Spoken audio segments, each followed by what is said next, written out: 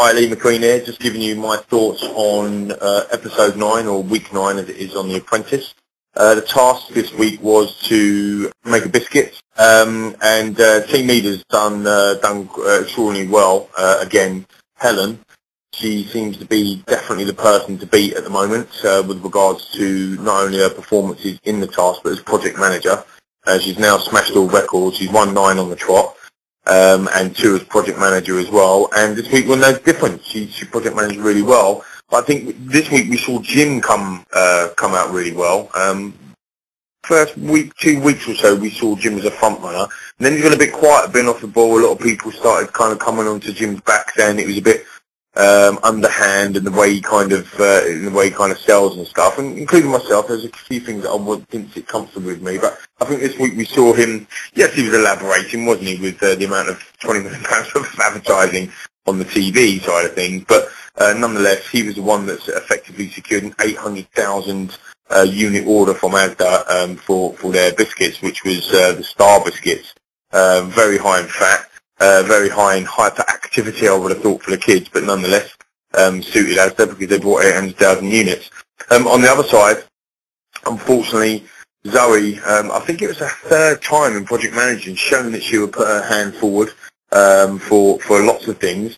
Sometimes she can be a bit of a bull in a china shop, and she did get a hard time the last time she project managed and lost.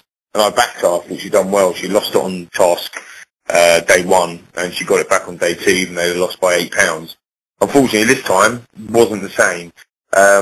There's clearly a huge clash between Melody and Zoe, and you know, for all Melody's faults from last week in terms of being selfish, although Lord Sugar seems to quite like that, and certainly from a sales point of view, I don't think there'd be anyone that would argue from a sales point of view that she can sell. There's clearly a clash there between Melody and Zoe.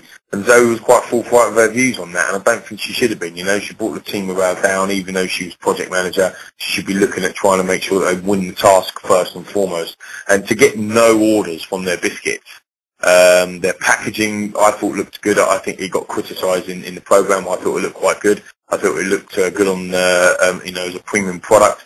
In actual fact, I quite like the snap and share concept.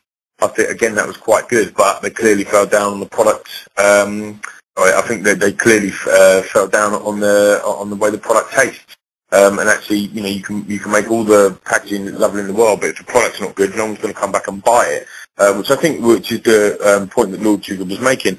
Having said all of that, you know, it is a bit of a two-way process, because the product can be fantastic, but if the packaging is no good, no one will pick it up in the first place. So there was a bit of an argument there. I just felt that Zoe deserved to go this week. She didn't have the right mentality, and although I backed her the last time that things didn't go her way, I think this time she deserved to go. People in terms of front runners who shone for me in that team, Melody really must rein herself in a little bit if she's going to do well. And she's already done well. She'll probably be in the top 5 as well, to be honest.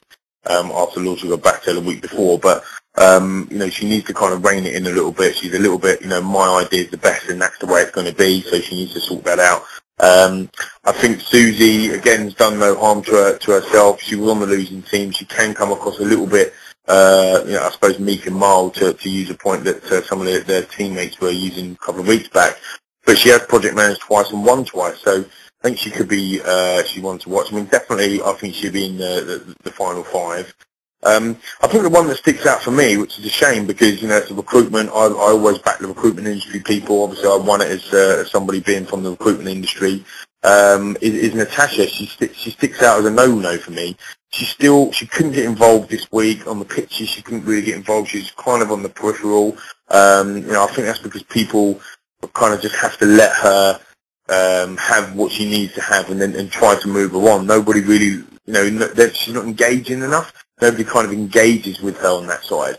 So I think that, you know, she's going to struggle. You know, I think we're all old enough and wise enough now to know that business is about building relationships, and if you struggle to build relationships, then ultimately you're going to struggle in business. The fact that she's got this far and she's done quite well in the tasks that she's managed, etc. on the Freeman magazine task and whatnot. I don't know whether that was a little bit of luck with that, or whether or not she deserved it. Credit to her, credit to you. I find it, yeah. Find it quite annoying. So for me, I don't think you can look much further than Helen. A record speaks for itself, but because The Apprentice is The Apprentice, there always throws up some sort of I